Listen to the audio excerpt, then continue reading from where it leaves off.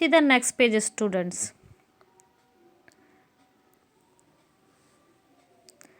भोली was 7 years old. भोली 7 वर्ष की थी. When Mangla was married. जब मंगला की शादी हो गई.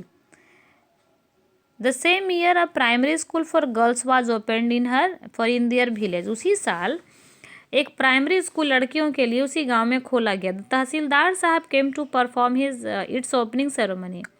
और उस ओपनिंग सेरेमनी में हिस्सा लेने तहसीलदार साहब आए.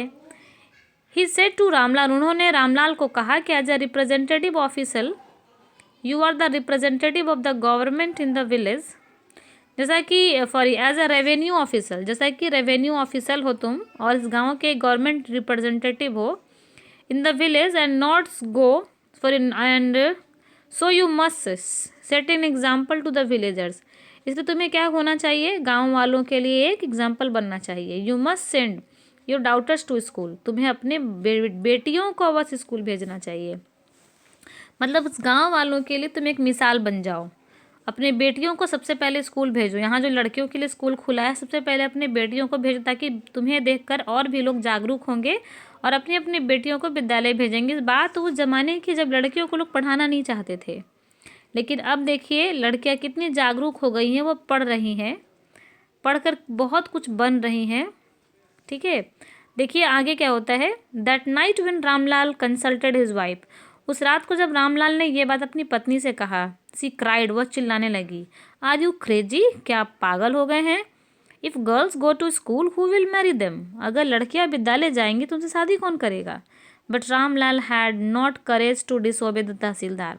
लेकिन रामलाल में तहसीलदार की बात का डिसोबे करने का साहस ही नहीं था. At last his wife said. तब अंततः उनकी पत्नी ने कहा, I will tell you what to do. मैं आपको बताऊंगी क्या करना है.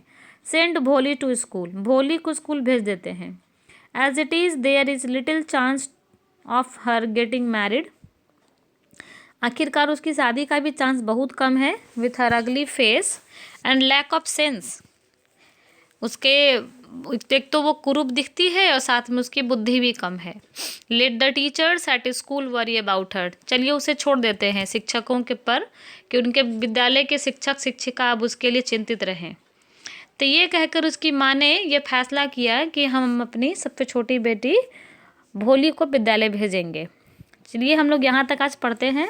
हम लोग इसके आगे की कहानी पढ़ेंगे नेक्स्ट क्लास में.